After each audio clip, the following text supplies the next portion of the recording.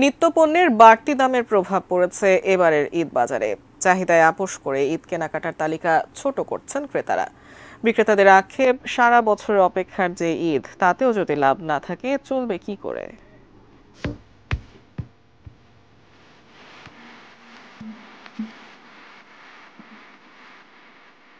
ফার্মগেট রাজধানীর অন্যতম ব্যস্ত এলাকা। অফিস, শিক্ষা প্রতিষ্ঠান, বাসাবাড়ি, মেস সব মিলিয়ে নানা শ্রেণী পেশার ক্রেতার আশায় এখানের শপিং সেন্টারের বিক্রেতারা। এদিকের বেশিরভাগ ক্রেতাই যেহেতু মধ্যবিত্ত, তাদের নাগালের সামগ্রী রাখার চেষ্টা করেন বিক্রেতারা, কিন্তু তারপরও অনেক ক্ষেত্রেই দুপক্ষের ঠিক বনছে না। যে জামা কিনছি 500-600 টাকা, এই জামা আজকে মনে করেন 1500-2000 টাকা চাই বয়ে থাকতেছে। রোজা শুরু হইলেই বেড়ে যায় দাম। কাস্টমার দাম শুনে গেছে যাচ্ছে, কেনা যদি 1200, মূলা 600। অনেকে গ্রামের বাড়ি যাবেন ঈদের আগে, তাই আগেই কেনাকাটা সারতে এসেছেন। ভেবেছিলেন দামে কিছুটা কমে পাবেন।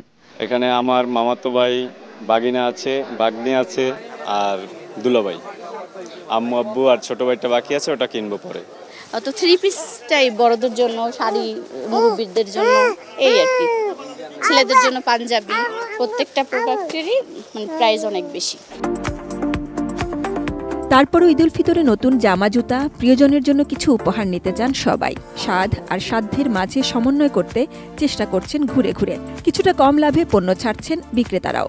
পাকিস্তানি বিন হামিদের ড্রেসটা আমাদের ভালো চলতেছে, সারারা ঘাড়ারা এই টাইপের কাপড় চলতেছে। বেশি লাভ করা যাচ্ছে না, 200-500 টাকা লাভ করে আমরা ছেড়ে দিচ্ছি। টি শার্ট গেঞ্জিও যাচ্ছে, তবে বেশি যাচ্ছে শার্টটা। আমাদের কেনা বাড়তি পড়ছে, ওই হিসাবে আমরা একটু বাড়ায় বিক্রি করতেছি। মাসের শেষ, পকেটও খালি। বেতন বোনাসের সময় সামনে, বিক্রেতাদের আশা অন্তত সেই সময়টিতে কিছুটা ব্যবসা হবে।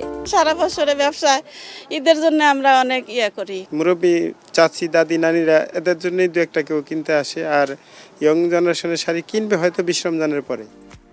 সাজিদা সুইটি, এটিএন নিউজ, ঢাকা।